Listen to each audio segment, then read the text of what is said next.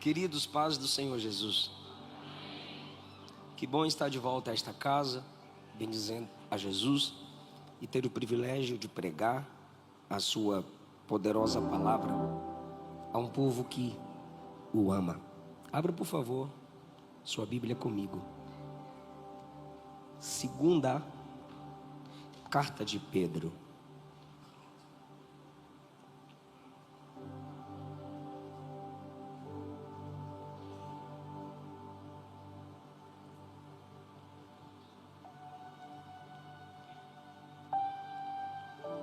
Pregar é sempre uma guerra.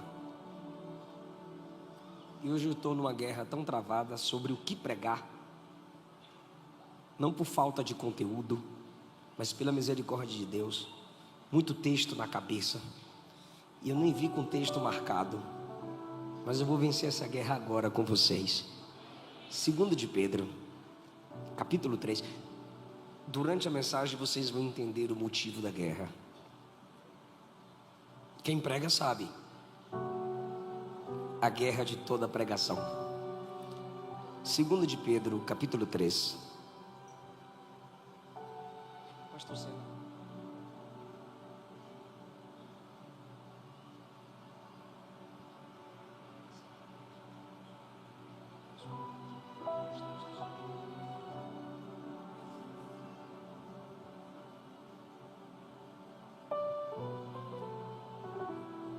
Segunda de Pedro, capítulo 3, o versículo 18.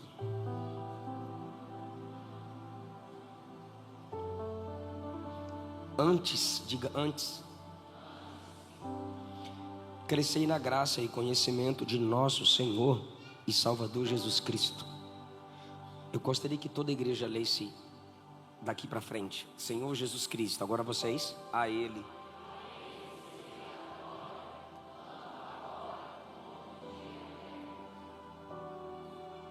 Primeira de Pedro.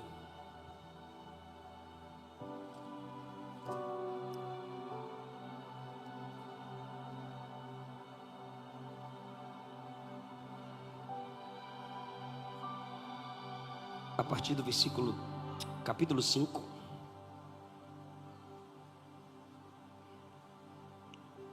A partir do versículo 1.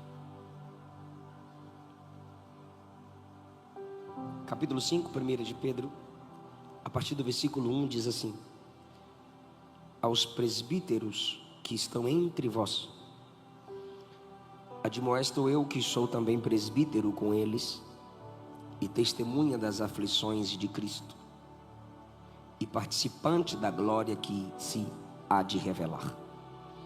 Apacentai o rebanho de Deus que está entre vós, tendo cuidado dele, não por força, mas voluntariamente, nem por torpe ganância, mas de ânimo pronto, nem como tendo domínio sobre a herança de Deus, mas servindo de exemplo ao rebanho. E quando aparecer o sumo sacerdote, o sumo pastor, alcançareis a incorruptível coroa de glória. Último texto, últimos versículos é o 10 e o 11. E o Deus de toda a graça, que em Cristo Jesus vos chamou à sua eterna glória, depois de haverdes padecido um pouco, Ele mesmo vos aperfeiçoará, confirmará, fortificará e fortalecerá. A Ele seja a glória e o poderio para todo sempre. Amém. Queridos, o texto ou os textos que lemos leva-nos numa direção apologética, cujo significado é defesa. E trabalharemos hoje uma palavra apologética. Pastor João Vitor, mais uma vez, eu expresso minha gratidão a Deus pela sua vida. Pastora Amanda, meu muito obrigado a toda essa família. Pastor Sena, mais uma vez, pelo contato de sempre. Quero pedir perdão pelo susto. É que é o banner padrão da nossa igreja. Mas aprove a Deus estarmos juntos para o culto e a pregação da sua palavra.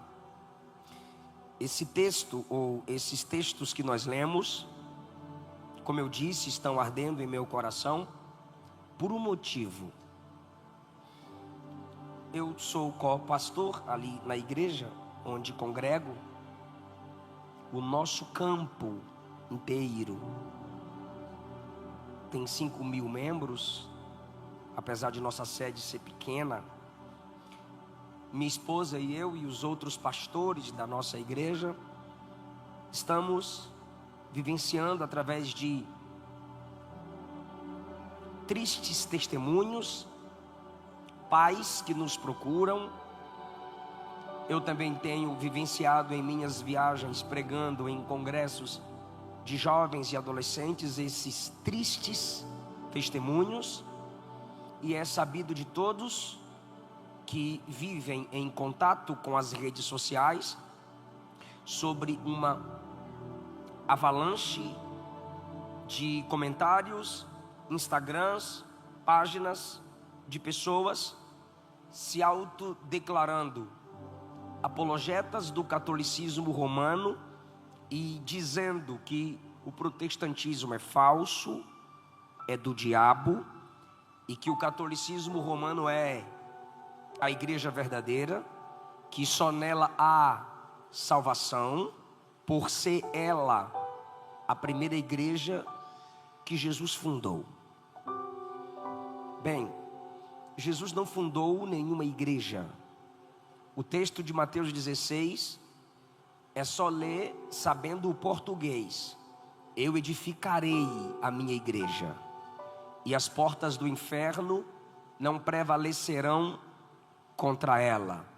Logo, o tempo futuro demonstra que em sua vida terrenal, Jesus não estava edificando uma igreja separada, organizacional, determinando placas, como nosso costume. Jesus estava cumprindo as profecias sobre ele desde o Antigo Testamento, e Jesus está sendo o caminho de volta para o Pai. As igrejas são pessoas ou comunidades que se reúnem em ambientes específicos. E depois que Jesus foi assunto aos céus, nós tivemos várias comunidades que se reuniam em vários ambientes. E nesses ambientes, um buscava proteção, tanto física quanto apoio espiritual, um no outro. Essas comunidades, cada uma separadas, sem ter um cabeça humano, são vistas por Jesus como sua igreja. Todos eles fundamentados em uma pessoa, Cristo. Muitas comunidades que não começaram em Roma.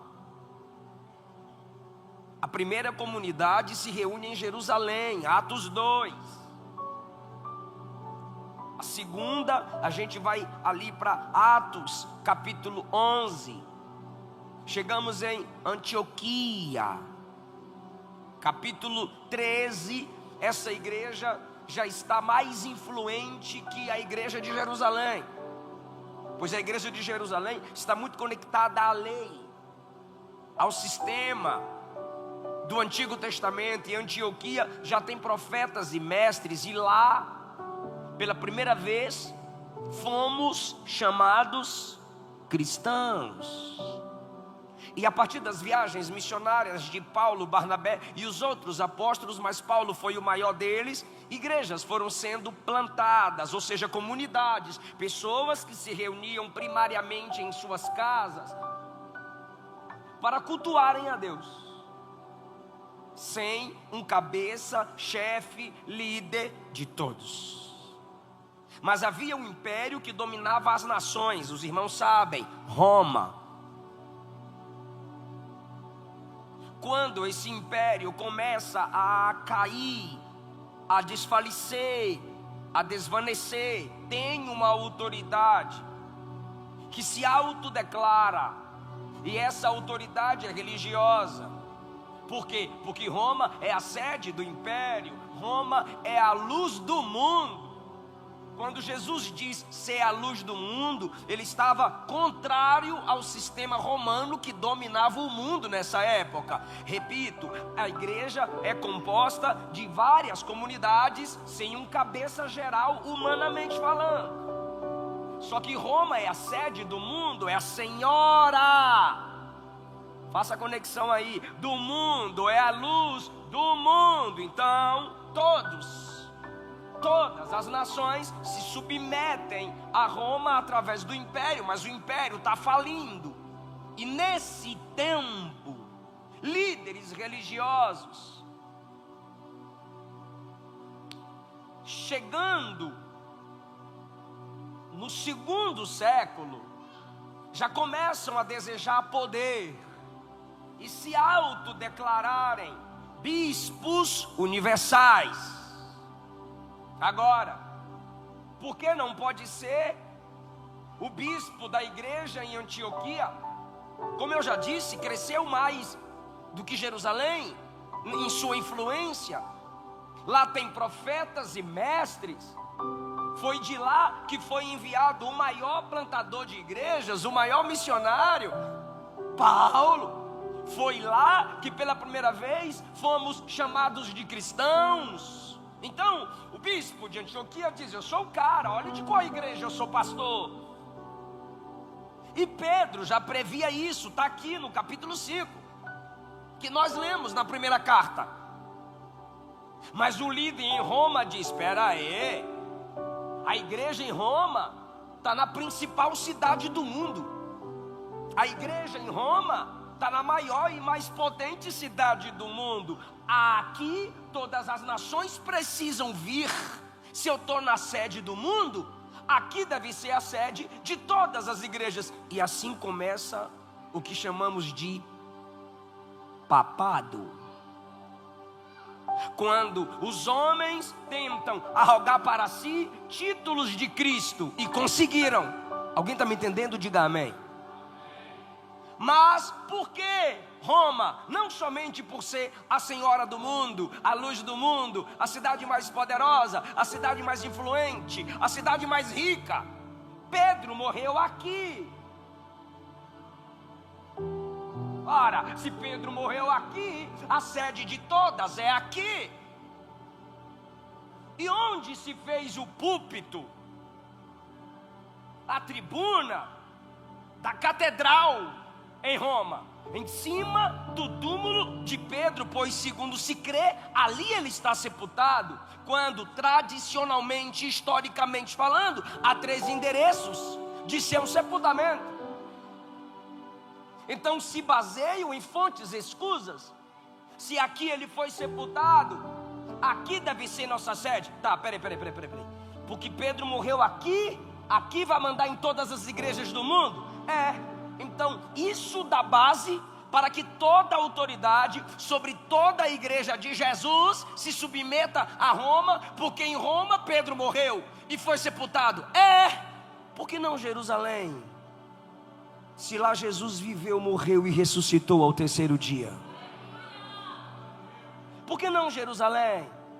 Se foi lá que o Espírito Santo em Atos 2 foi enviado. Não, mas aí você está confundindo as coisas. O que é que eu estou confundindo? É que Pedro é o primeiro papa. Tu não vai rir disso não, irmão. Pedro é o quê? Pedro é o primeiro papa. Por que Pedro é o primeiro papa? Porque Jesus disse em Mateus 16:18: sobre esta pedra edificarei minha igreja, e as portas do inferno não prevalecerão contra ela. Então a pedra não é revelação de que Jesus é o Filho de Deus. Não. Quem é a pedra? Pedrão. Pedrão é a pedra. Foi Jesus que disse: tu és Pedro, e sobre esta pedra edificarei minha igreja, e as potestades do inferno não prevalecerão contra ela. Irmão, não me chama de polêmico, porque se eu fosse polêmico eu não ia pregar essa mensagem aqui. Eu estou sendo muito corajoso. Por quê? Porque eu quero que vocês preguem essa mensagem também. Eu não vou ficar apanhando sozinho. Dia 11 eu tenho um debate lá do Vilela, só porque eu comecei a pregar essas coisas na internet. Meu Deus, o povo gosta de encrencar comigo. Mas espera aí, a igreja precisa se despertar para o que está acontecendo em seus últimos dias. Você lembra do que eu disse dos tristes testemunhos? Jovens chegam nas redes sociais, descobri a verdadeira igreja e eu vou provar que é falsa. Descobri que eu estava numa mentira, que eu estava no engano. Como é lindo ser católico. Amo minha Nossa Senhora. Como é lindo ser católico. Meus santos, meus gestos, meu Deus do céu. Até gente da igreja reformada que ama tanto as escrituras, escritores, teólogos, se submetendo em busca de historicidade. Por quê? Olha para o pentecostalismo, 100 anos. Olha para a igreja reformada no Brasil, 165 a 170 anos. Catolicismo romano, olha a mentira, 2000 anos. Uai, se for assim, vai para o hinduísmo, budismo, é tudo mais velho que nós. Busca de historicidade, quando na verdade o evangelho não é antigo, é eterno. Mas espera, bora voltar lá para Mateus 16. Sobre esta pedra edificarei minha igreja. Digo que tu és Pedro, mas presta atenção, pelo amor de Deus, em nome de Jesus. Tu és Pedro, fragmento. Sobre esta pedra, rocha. O Novo Testamento veio do grego. Te digo que tu és Pedro, fragmento. Significado de seu próprio nome, oriundo do grego. E sobre esta pedra, rocha, edificarei minha igreja. Que rocha? A revelação de que Jesus é o Filho de Deus. Se Ele é o Filho de Deus, Ele é divino. Se Ele é divino, Ele é capaz de perdoar, libertar, transformar e fazer sua igreja crescer. Sobre este fundamento, Paulo disse 1 aos Coríntios 3, a igreja está edificada e ninguém pode pôr outro fundamento. E o próprio Pedro, no capítulo 2 da primeira carta, escreveu: Cristo é a pedra rejeitada pelos homens, mas que se tornou a pedra principal. Sobre ele somos pedras, plural, unidas, que compõem o corpo de Jesus. O corpo místico, o corpo de Cristo, a igreja. Eu já vou entrar para as comparações. Então, deixa eu passar por aqui. Então, para eles, Pedro é a rocha. Aí eu faço uma pergunta. Eu faço uma pergunta. Responde se quiser. Se tiver católico na live, o que eu estou falando aqui é com amor.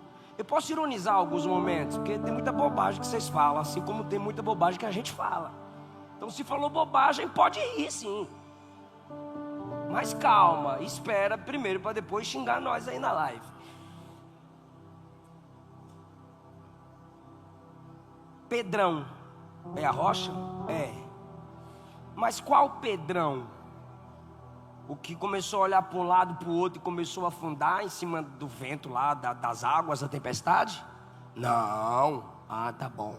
Qual Pedrão que pegou a espada e feriu a orelha do servo do sumo sacerdote, querendo lutar sozinho com todo mundo? Qual Pedrão? Fala para mim. O que na hora de orar dormia?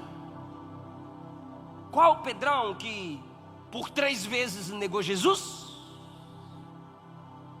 Fala para mim, qual Pedro?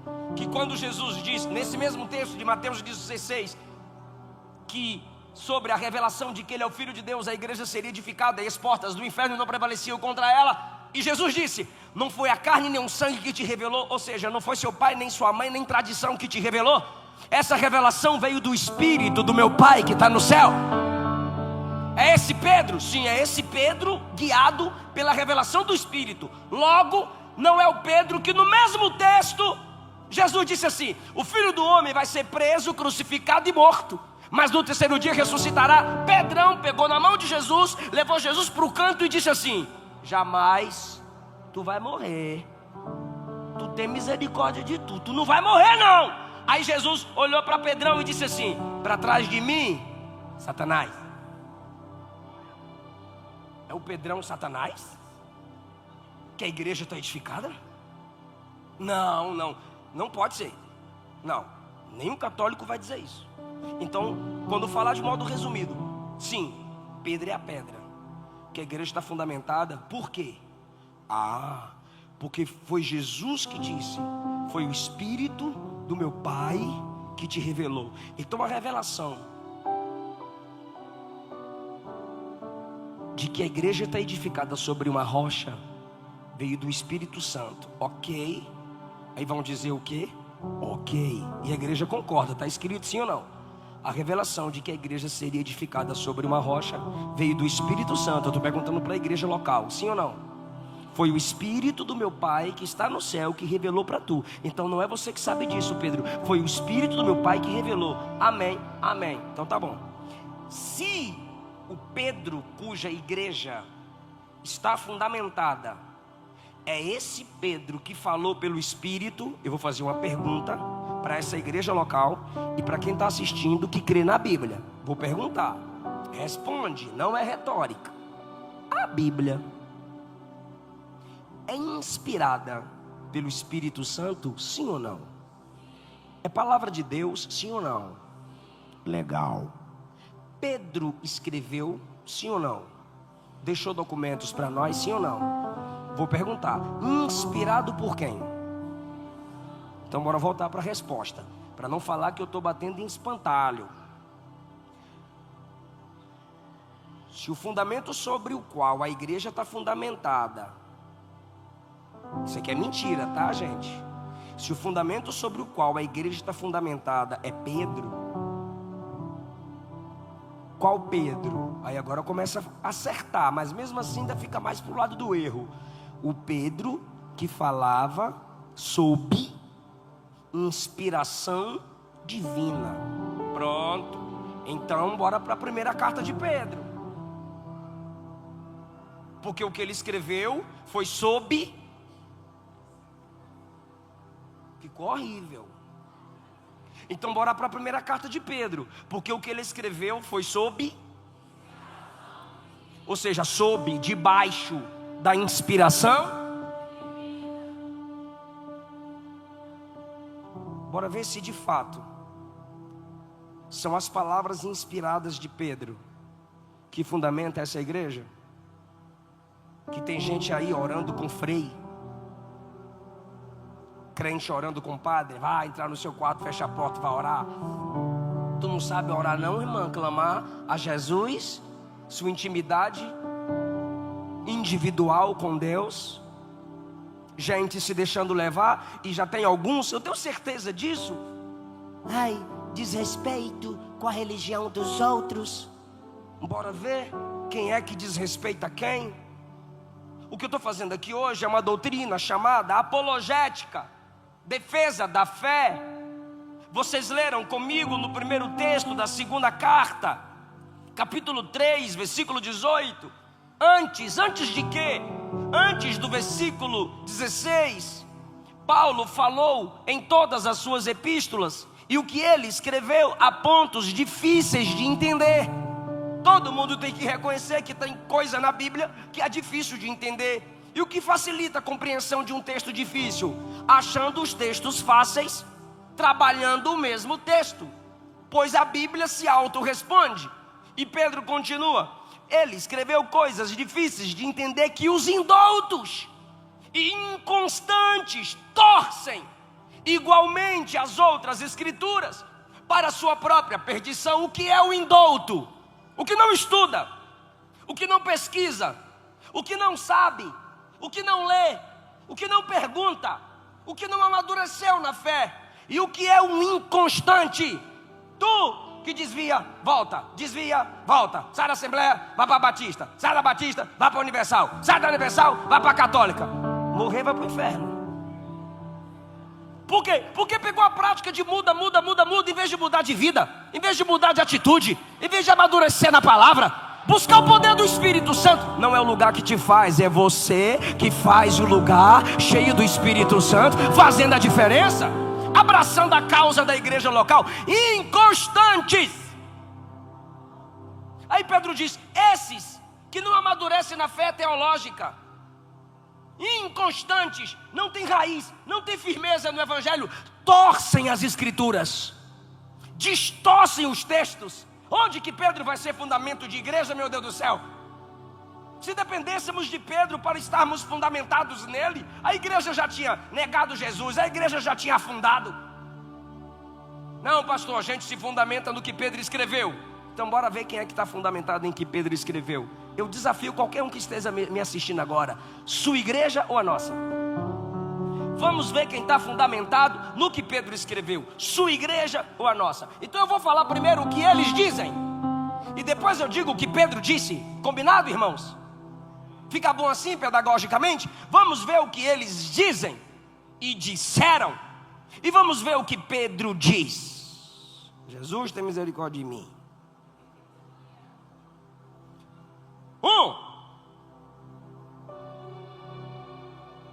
Proclamada pelo Papa Pio IX em 8 de dezembro em 1854. O que Papa declara é infalível. Por quê? Porque ele é sucessor de Pedro. Pedro foi o primeiro. Se Pedro foi o primeiro Papa, os outros são todos sucessores. Então o Papa Pio, em 8 de dezembro de 1854, disse: Maria nasceu sem pecado, por isso ela é imaculada. Até 8 de dezembro de 1854, quem não acreditasse nessa falsa doutrina era considerado salvo. Mas depois de 1854, quem discorda que Maria nasceu sem pecado é considerado excluído da igreja. Tomás de Aquino, considerado o maior teólogo do catolicismo, discordou de que Maria nasceu sem pecado. Se fosse hoje, ele seria excluído, excomungado, a menos que se prostrasse diante de tal dogma. O Papa Francisco, em 2017, na Praça de São Pedro, ele começou a dizer: celebrar a Mãe de Deus nos lembra que temos mãe, que não somos órfãos, temos uma mãe, professemos juntos esta verdade. Convido-vos a aclamá-la em pé. Todos se levantam 3 vezes. E quando se levantavam, sentavam e levantavam, dizendo: olha isso. Santa Mãe de Deus, Santa Mãe de Deus, Santa Mãe de Deus. Vou perguntar para quem está ligado: quantas vezes ela foi chamada de santa? Isso é blasfêmia. Só um é digno de 3 vezes ser chamado santo. Isaías capítulo 6. No ano em que morreu o rei Uzias, eu vi o Senhor assentado sobre um alto e sublime trono. Sua glória enchia o templo. Serafins voavam ao redor dele. Cada um tinha 6 asas. Com 2 cobria o rosto, com 2 cobria os pés, com 2 voavam e clamavam uns para os outros: Santo, Santo, Santo é o Senhor dos exércitos. Apocalipse capítulo 4. Os seres viventes cantam: digno é o Senhor de receber toda honra, glória, poder, riqueza e sabedoria. O Senhor que é, que era e que há de vir, o Todo-Poderoso, que é santo, santo, santo. Só Jesus tem esse atributo elevado a 3. A igreja pode adorá-lo: santo, santo, santo.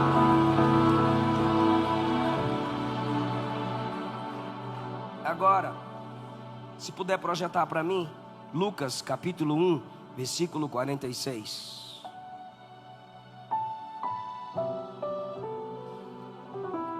Vocês não amam Maria não, pastor? Amo essa aqui. Lucas 1, 46. Misericórdia. Eu não falei que é batalha? Vai. Vou dar mais uma chance. Bora mais uma vez aí. Lucas 1.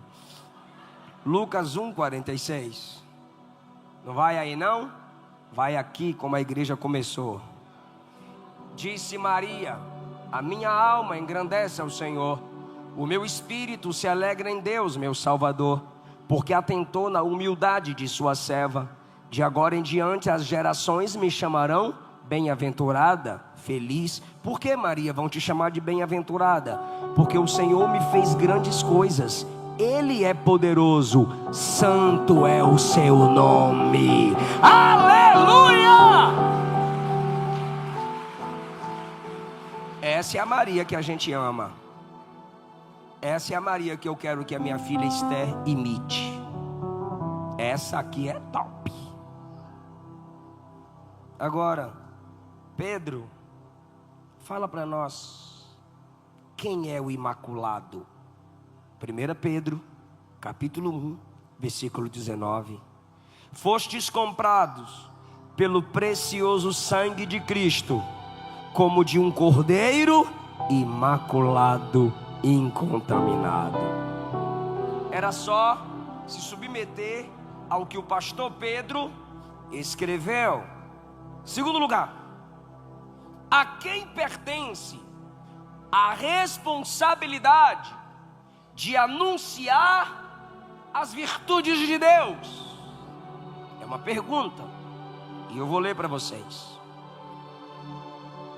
Em 2010, Peter Sewes queria saber o que Bento XVI pensava sobre os problemas que o papado gera para as igrejas não católicas.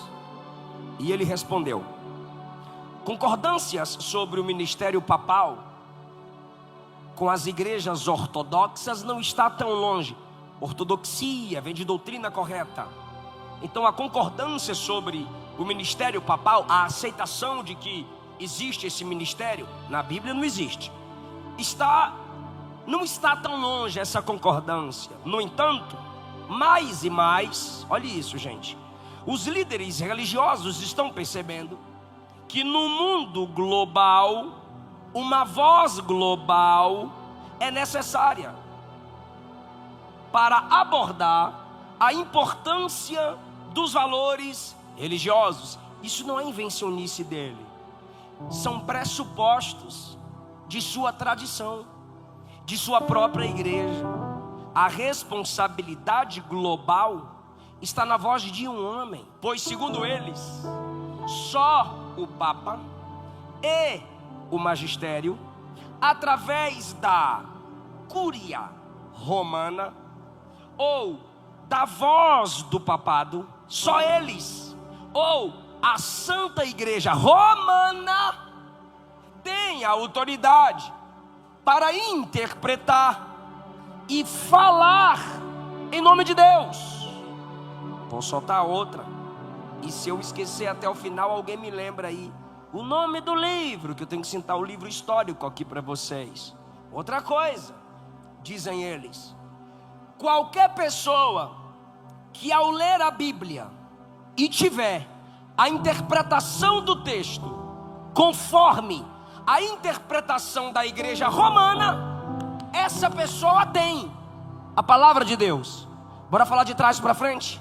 Você só tem aquele texto que você está lendo como palavra de Deus se a interpretação do que você estiver lendo for igual à interpretação da igreja de Roma. Logo, se você está lendo um texto e não vai na mesma linha de pensamento da igreja romana, o texto que você está lendo não pode ser considerado palavra de Deus. Onde está isso? Na Bíblia, meu Deus do céu. Então bora perguntar para o primeiro Papa, entre aspas, a quem pertence o direito de falar a palavra de Deus? Quem é a voz que fala das coisas de Deus? Fala para nós, Pedro. E Pedro responde, 1 de Pedro, capítulo de número 2, 1 de Pedro, capítulo 2, versículo 9. Mas vós sois geração eleita, sacerdócio real, nação santa, o povo adquirido para anunciar as virtudes daquele que vos chamou das trevas para a sua maravilhosa luz. Não precisamos de uma voz Cada crente aqui é uma voz. Todas essas vozes podem falar do amor de Deus, do Evangelho de Jesus. A igreja sabe dessa responsabilidade. É por isso que Spurgeon disse: qualquer crente que faz parte da igreja e não prega é um impostor. Por isso que John Wesley disse: todo crente tem que estar preparado para duas coisas: primeiro, pregar; segundo, morrer. Por quê? Porque a igreja, como vocês leram, é a nação de Deus. A igreja é o sacerdócio real. A igreja tem a responsabilidade de pregar. Nós não fazemos parte de uma religião que todo mundo se cala e a autoridade maior fala. Não, não e não. Desde o mais simples até o mais chique, teólogo e formado, todos nós temos a autoridade dada pela Bíblia para pregar. Ide por todo mundo e pregai o Evangelho a toda criatura. Terceiro lugar. Está dando para me entender até aqui? Diz amém. A quem orar? A quem invocar? A mídia está me ajudando quando põe o texto aqui, hein? Agora, o que dizem eles? Eu vou ler. Primeiro Papa. É o primeiro Papa que está falando. Papa entre aspas. O Papa deles. E o que o Papa fala é infalível. Então o que Pedro escreveu deveria ser infalível, porque Pedro escreveu inspirado pelo Espírito Santo. Então vamos o que João Paulo II disse. E João Paulo II, em seus livros, teve uma boa aceitação entre os evangélicos. Complicado é que no final de cada encíclica tinha uma invocação a Maria. Encíclica é carta oficial do Papa. Ok. Então, o que eles ensinam e o que a Bíblia nos ensina? Ele disse: nós podemos olhar o cristianismo pelo olhar de Cristo, e através de Cristo podemos abrir esse círculo cristocêntrico e colocar outros santos dentro, para que possamos invocá-los. Ou seja, você não pode olhar para Cristo como exclusivo para escutar suas orações. Você pode invocar outros santos. Mas onde que está isso? Onde tem base para isso? 1 de Pedro, capítulo 3, versículo 12. O que Pedro nos ensina? Os olhos do Senhor estão sobre os justos, e os seus ouvidos atentos às suas orações. Agora, o que Pedro está ensinando é que os olhos de Deus estão sobre os justos. Isso é onisciência.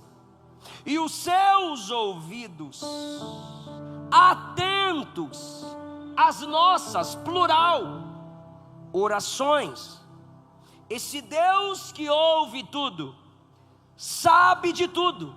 Quando você invoca outros seres que já morreram e que sim, estão com Cristo, mas quando você os invoca, você está dando a eles atributos divinos. Porque para ouvir esse tanto de voz, esse tanto de oração e responder esse tanto de gente, tem que ser onipresente, tem que ser onisciente, tem que ser onipotente. Logo, isso é idolatria. Atribuir a seres atributos incomunicáveis, ou seja, que só pertencem a Deus. Esses textos estão dizendo que só um escuta oração. E a igreja sabe disso, pois o próprio Pedro disse: lançando sobre ele toda a vossa ansiedade, porque é ele que tem cuidado de vós. O que é isso? Como nós lançamos sobre ele toda a nossa ansiedade, senão orando. A igreja sabe que só existe um que responde às nossas orações. Capítulo 5, versículo de número 6 e 7. Humilhai-vos debaixo da potente mão de Deus, para que a seu tempo Ele vos exalte, lançando sobre Ele toda a vossa ansiedade, porque Ele tem cuidado de vós. Agora, eu vou achar mais uma, ou mais duas, e a gente termina. Houve uma menina chamada Lúcia, que teve uma visão. E a visão foi uma entidade chamada Maria se apresentou e disse: Deus quer se valer de você para me fazer conhecida. O mundo precisa conhecer o meu imaculado coração. E quem acreditar em meu imaculado coração, eu prometo salvação. Logo, você entende que se é um filho de um crente evangelizado aqui, ouvindo uma entidade que aparece e prega um negócio desse, esse menino ia dizer: está repreendido em nome de Jesus.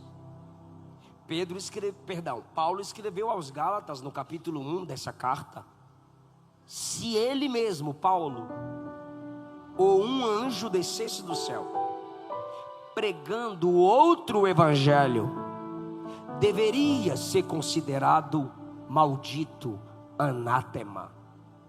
Ninguém pode aparecer a você e dizer que Jesus quer que você conheça outra pessoa a nível mundial, e que se você obedecer tal visão, salvação lhe é garantida.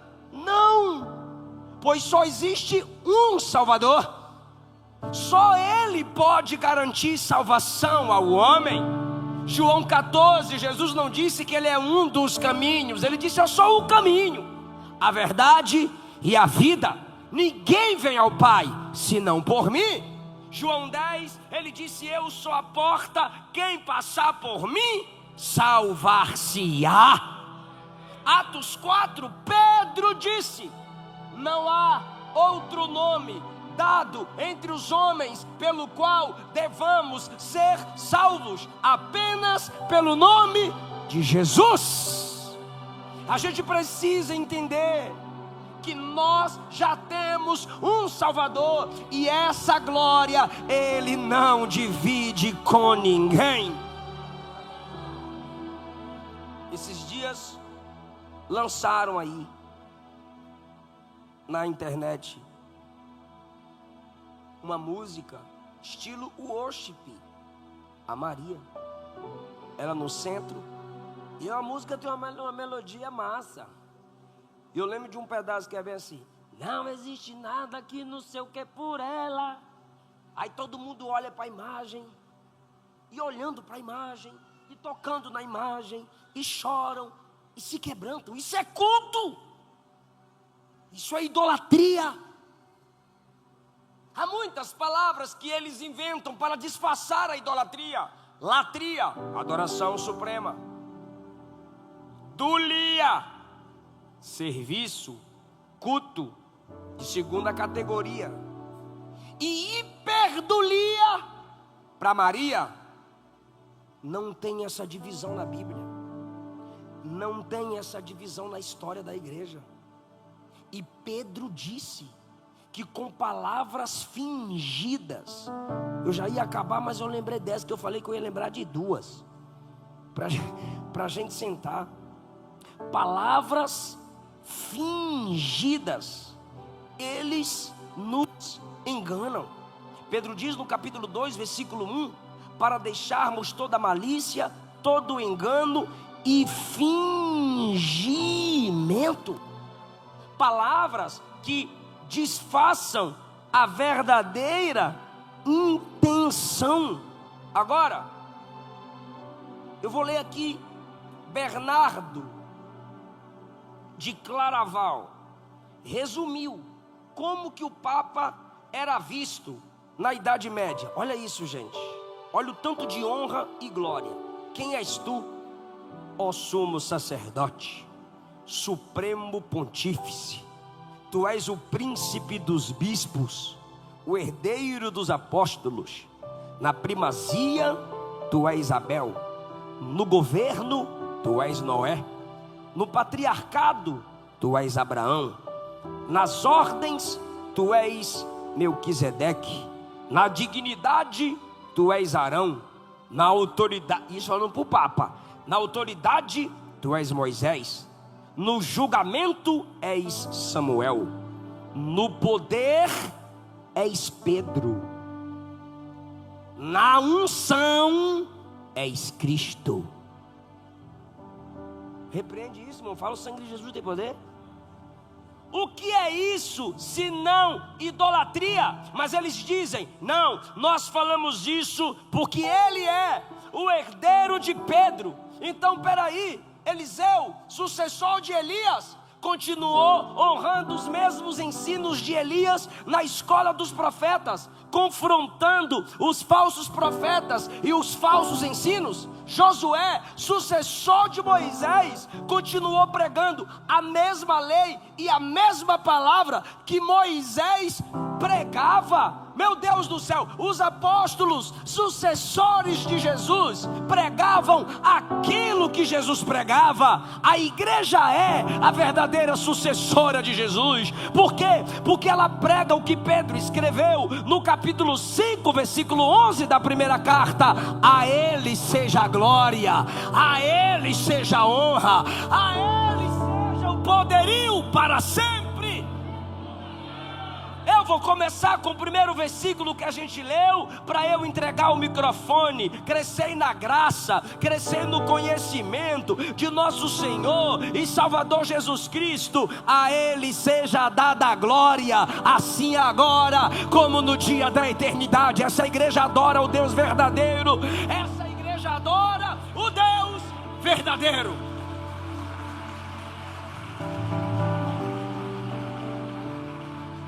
Bem-aventurado quem não me viu e creu ao único Deus invisível e real. A ele a glória, disse Paulo, a honra e todo o louvor. Tem muito crente adoecido, religiosamente falando. O meu desejo é que essa palavra te prepare como um verdadeiro guerreiro da fé. E se tivesse alguém aqui adoecendo em sua fé, será que eu estou no caminho certo? Suas perguntas são válidas, suas perguntas são sinceras. O diabo pode estar armando laço através das redes sociais e através de amigos para te tirarem do caminho do simples evangelho de Jesus. Mas nesta noite o laço se quebrou e você escapou. Eu estou pregando também a você mãe, a você pastor, a você líder, que está se preocupando com a vida espiritual de alguns que te cercam. Você não vai perdê-los para Satanás. A graça de Jesus é mais forte, o poder da palavra de Deus é maior, e Jesus vai te capacitar para ser um representante dele onde você chegar. Alguém pode dar glória a Deus por essa palavra? Lembrei do livro, quase vocês me deixavam esquecer. Se acharem aí na internet a capa do livro que eu vou falar, senão eu mando para o pastor Sena e ele manda no grupo da igreja ou posta no Instagram. Vou falar o nome do livro, se achar, projeta aí. O nome do livro é As Origens da Adoração Cristã. Se quiser anotar, As Origens da Adoração Cristã. Por quê eu fui atrás desse livro? Porque quem saiu da igreja evangélica para o catolicismo, em seus maiores argumentos, disseram: fomos atrás de historicidade. As Origens da Adoração Cristã. Eu separei 4 parágrafos para eu ler para vocês aqui. É a primeira vez que eu estou pregando isso aqui. Eu vou pregar mais. Tá. Os cristãos, abre aspas, é o livro. Os cristãos primitivos herdaram da tradição judaica a proibição do culto às imagens. Lembra que eu disse que Jesus não veio fundar uma igreja diferente?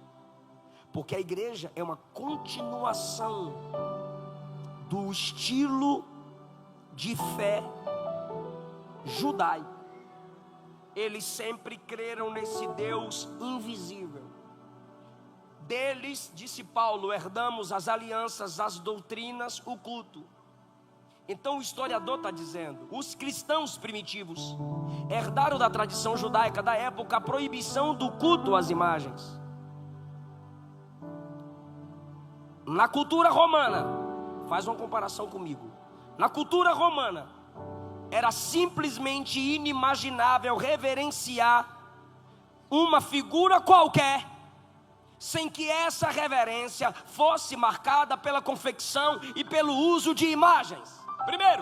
Primeira coisa que ele diz: os cristãos primitivos, a igreja primitiva, herdou da tradição judaica a proibição de fazer imagem. Tu já leu Atos? Quem tinha imagem de escultura e de ídolo quebrava tudo.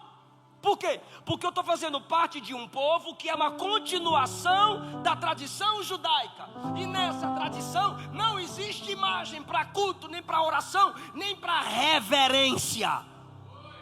Primeiro ponto. Segundo ponto do que o historiador e pesquisador diz: na cultura romana, vou facilitar a linguagem, tentar, era impossível reverenciar qualquer figura sem confecção e uso de imagens. Lá vai a pergunta, porque eu estou pregando para um povo inteligente. Não me estressa não.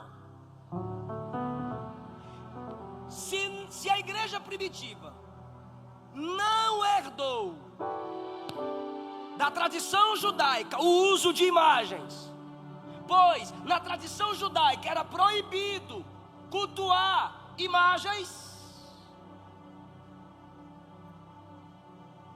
de quem o catolicismo romano herdou a confecção, o uso e o culto às imagens? Vou ler de novo, me estressou. Primeiro ponto: os cristãos primitivos herdaram da tradição judaica da época a proibição do culto às imagens. Vou ler o segundo parágrafo. Na cultura romana era simplesmente impossível honrar qualquer figura sem o uso de imagens. Em qual cultura era impossível honrar alguém sem usar a imagem dela? Romana. E a igreja herdou a proibição de cultuar imagens de qual tradição? Judaica. Está vendo que você é inteligente? Então por que você não falou antes? Então a igreja herdou da tradição judaica a proibição de cultuar o quê? Imagens. E na tradição romana era impossível reverenciar qualquer figura sem o uso de imagens. Logo, essa prática de reverenciar, se prostrar, cultuar, orar, chorar, oferecer incenso diante de imagens não veio da igreja primitiva, nem tampouco da tradição judaica. Logo, não é historicidade. Logo, não tem base bíblica, é prática pagã. Se é prática pagã, porque Roma era um império pagão, logo, cultuar imagens, confeccionar imagens para culto é idolatria. De fora ficarão os idólatras.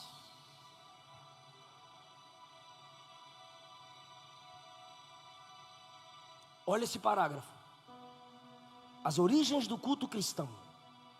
Por esse motivo, porque a igreja havia herdado da tradição judaica a proibição de cultuar imagens. Por esse motivo, seu culto pareceu estranho aos contemporâneos do mundo romano. Os romanos olhavam os crentes cultuando assim. Aí os crentes, aleluia, aleluia, aleluia. E os crentes cheios, falando língua, aleluia. E revelação, e profecia, e leitura da palavra. Aí os romanos entravam. Cadê o Deus de vocês? Cadê o Deus de vocês? Aí os crentes diziam, é espírito. O meu Deus é espírito e a gente só adora em espírito e em verdade. Mas eu não estou vendo ele, é invisível, mas é real. Ele habita em cada um de nós, pelo seu espírito. Os contemporâneos do mundo romano achavam estranho o culto dos crentes. Calúnia contra os crentes agora. História, isso aqui é a história da igreja. Chamavam os crentes de ateus. Por quê? Porque para eles você era religioso se você tivesse imagem de escultura. Aí nesse quarto parágrafo, como já deu para perceber, eu sou um pouco agoniado. Eu estava lendo e de repente o cara começou a falar isso. Eu falei, já não vou usar. Já vou excluir e não vou indicar o livro para os irmãos não. Perdeu. Mas, olha o que ele diz. Os filósofos argumentavam que os deuses não estavam confinados às imagens. Se você já conversou com algum católico romano, tu já ouviu ele falar isso. Não é que a gente vê Maria ali. Maria não está ali, Maria está no céu. Ali é só um ponto de contato. É pecado do mesmo jeito. Aí eles diziam, os deuses não estão confinados às imagens. As imagens são apenas substâncias espirituais, nada mais do que objetos materiais que não podem ser confundidos com os deuses. Aí o autor agora comenta, o autor do livro, depois de citar o que os filósofos diziam, ele diz, contudo, esses pensadores sofisticados não advogavam o abandono dos templos e do culto das imagens, mas ratificavam totalmente as imagens, proporcionando uma compreensão refinada da relação metafísica entre elas e as divindades por elas representadas. Sempre um truque de palavras para disfarçar a idolatria. Eles diziam que as imagens funcionavam meramente como objetos que facilitavam a devoção aos deuses. E da mesma forma, os nossos amigos que precisam de nossa intercessão, do nosso respeito, do nosso evangelismo dizem, nós usamos as imagens apenas como lembrança, reverência e devoção, porque essas pessoas nos inspiram a sermos melhores. Mas Deus já deixou um livro para nos inspirar. Deus nos deixou a sua lei para nos conectar a Ele. E você só pode conhecer Deus através daquilo que Deus disse, através daqui você me conhece.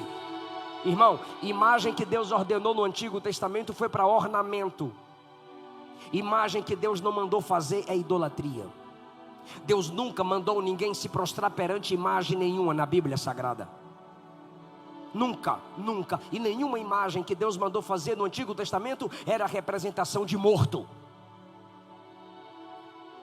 E a última, ele diz, não devemos concluir, nessa hora aqui eu ia cancelar o texto, não devemos concluir que a proibição imposta pelos judeus e pelos cristãos ao culto de imagens significava o banimento absoluto de todas as imagens.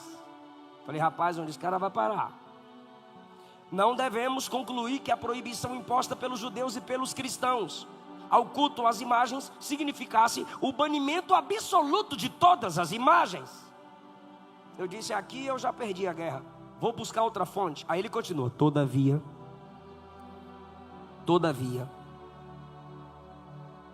a partir das escavações feitas no sítio arqueológico de Dura Europos, tornou-se cada vez mais evidente a utilização de imagens nas antigas sinagogas judaicas, inclusive a representação objetiva de personagens bíblicas e de símbolos que provavelmente lembravam as histórias das Escrituras. A mais antiga arte chegou até nós no terceiro século, não na origem da igreja cristã, não em Atos, não no início das cartas, não no Didaquê, o documento mais antigo da igreja cristã. Quem está me entendendo até aqui, diga amém. Estou encerrando agora, já fechei a Bíblia, é sério, é o último parágrafo. Ele diz, no terceiro século, esses desenhos, essas imagens são do 3º século, talvez do fim do 2º século, que trazem representações de Jesus. Aí eu disse, está melhorando. Aí ele conclui, contudo, nenhuma dessas imagens eram cultuadas como no contexto do Império Romano.